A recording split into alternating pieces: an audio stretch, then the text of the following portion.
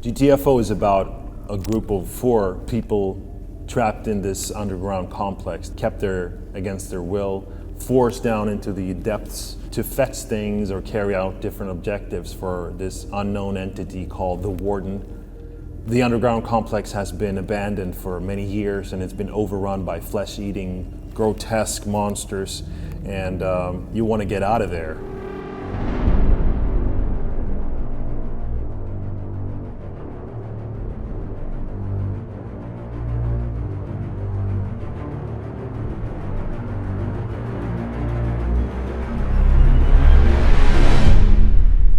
It actually requires you to be in the right mood together, because if they're not, you end up in a Leroy Jenkins situation when somebody's just running into the wrong area and doing the wrong thing. You have survival horror levels of resources. You're almost always running out of ammunition. You're almost always running out of health. This sets a slower and more deliberate pace than other games you'd be likely to compare GTFO to. There's a lot of emphasis on exploration, stealth, and strategy. If you want to survive, you have to use all your tools and instincts to detect a combat situation before it happens, prepare for it, and control the action. What we experience is that a lot of games that claim to be cooperative really only require the players to fight alongside one another and not really fight together and communicate and coordinate. If you like a challenge, if you like playing together, if you like solving problems in groups, this game is for you. It is very challenging. It is something that will put a different strain on your team than other games. But if you're up for the challenge, this is something for you.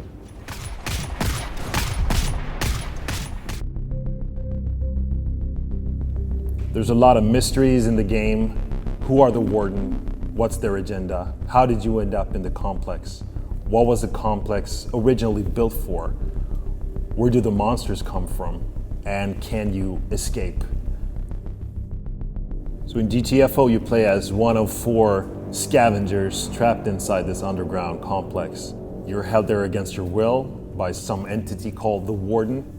You're forced down into the complex every day to carry out different objectives, and you get to keep what you can scavenge from down there that the Warden aren't interested in. The story is not going to be told through a traditional story campaign mode, but rather through the free continuous updates of the game post-release.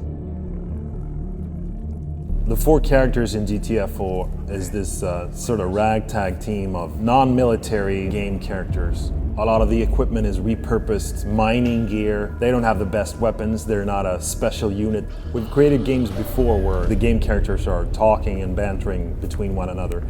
But for GTFO, we really want to take that to the next level. So we have created this proprietary system that can have the characters say different things, and it'll sort of adapt to the current situation and the conditions of the current gameplay session. Do not move. Sleeper. Of course, all this work going into the systems would be a waste of time if the dialogue wasn't excellent. So we hired a professional writer to help us out. Adam Gascoigne is writing dialogue for the game, and he's been involved in some fantastic titles. These are characters, after all, that you as a player are going to spend a lot of time with, and it's important that there's things to take from, things to build the relationship on between the characters and between you as a player and the characters. My name is Ronan Summers. I play Hackett in GTFO. He's an Irish character, and despite being a cynic and a pessimist and all that stuff, he's also the kind of guy that's not going to let you down. He's a fun guy to play, and I think Adam, the writer, got it bang on with the character, and I feel like the character is really well written. It can be hard sometimes with action-y games to find those little character nuggets and really get that side of a three-dimensional human to come through. But I think GTFO has spent a lot of time on making sure that these characters are well designed, and that definitely makes it easier to play as well. Many games these days that I work on tend to have some level of choice or variation in the dialogue, but Very few have quite the level of distinction in the way that the same piece of information can be delivered to a player over and over and over again in so many different ways with so many different permutations, whether they're shouted or whispered or something in between, and depending on context and situation. It's pretty phenomenal. I think all that work is really going to pay off when the game comes out and the players get their hands on it. Fans are in for a treat in terms of just the dialogue system and the work that's gone into it. I think it's going to lead to some real replayability for people to just hammer at this thing for 100 hours on end.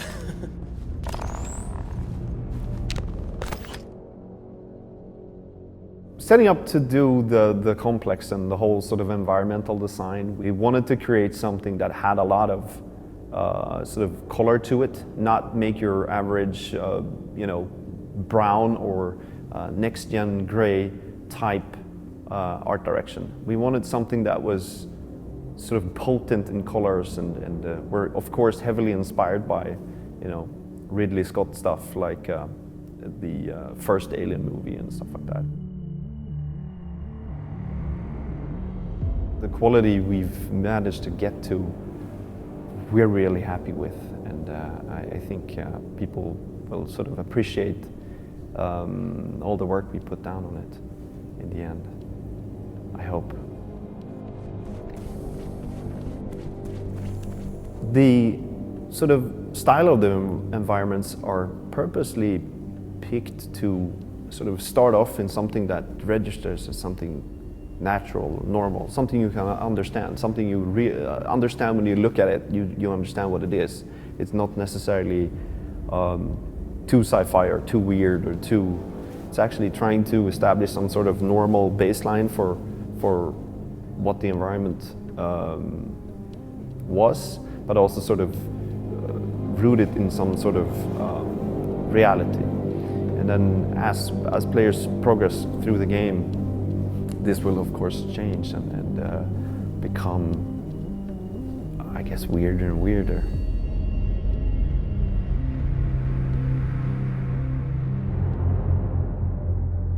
We set out to design something that will freak people out. How do we do that? What are they? They're not zombies. They're not aliens. There's something that's disgusting. When we concepted the creatures, we explored so many different designs on paper. We did the most ridiculous stuff, but we had to get it out of our systems. Like, how do we get the readability out to the players, but also keeping it scary in the horror genre. So we had a lot of crazy ideas that we actually tested out, but didn't really work out. Maybe it got a bit ridiculous. That just didn't work for the setting. Everything kind of ended up being more subtle, actually, which is the difficulties, because we want that readability. We want to communicate clearly. When designing like the disgusting stuff, everything is all in the small details. Is there a twisted face in there, or has the body been decomposed in a weird way that makes you see things move under the skin? And a lot of design actually came together when we did motion captures for the enemies, because we had to really think about how did they move, why did they move the way they did.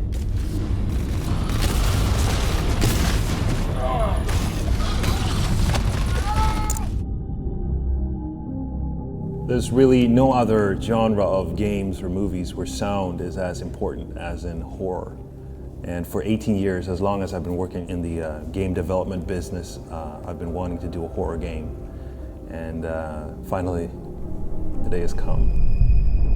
What we decided to do was start measuring all these little events and actions performed by the players and the monsters, like whether a monster is actually targeting you at the moment, or if you close a door and suddenly that monster doesn't have a line of sight to you, or you're running out of ammo, you're picking up more ammo, your teammate is downed. All these little things that affect your level of stress from second to second will influence the music and change its intensity or mood in subtle ways. And It makes for the most complex and dynamic music system that I've ever been involved with. From a style standpoint, the GTFO soundtrack is very different from the often empowering and in-your-face music I've done previously. The music in GTFO is much more subtle and conveys a feeling of dread and vulnerability. The way it's implemented with near infinite combinations of random elements makes it unpredictable, and that helps make it very eerie. Weaving the music this tightly into the gaming experience has been a great technical challenge, and I can't wait to see players be absorbed into GTFO with the help of this soundtrack.